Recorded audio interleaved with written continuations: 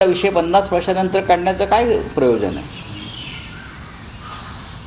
नीट सारख्या विषयावर सुद्धा त्यांनी काही ठोस भूमिका घेतली नाही.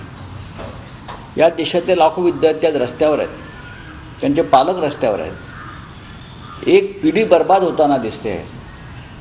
आणि देशाचे पंतप्रधान, देशाचे गृहमंत्री जे इतर सर्व विषयांवर बोलतात, मत व्यक्त करतात, टीका करतात, टिप्पणी करतात, त्याने पुढे येऊन नीटवरती किंवा अन्य राष्ट्रीय परीक्षांच्या घोटाळ्यावरती काही बोलावं हे दिसलं नाही.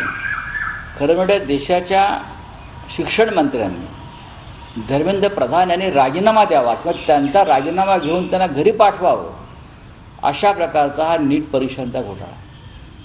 त्याच्यामुळे आम्ही सर्व विरोधी पक्षांनी, विरोधी म्हणजे इंडिया आघाडीतल्या सर्व घटक पक्षांनी लोकसभा आणि राज्यसभेमध्ये अशी मागणी केली आहे की आजचं कामकाज थांबवा आणि या नीट परीक्षांच्या घोटाळ्यावरती चर्चा करावी आणि प्रधानमंत्र्यांनी या चर्चेला उपस्थित राहून आम्हाला उत्तर द्यावं. जर समजा चर्चा केली नाही तर तुम्ही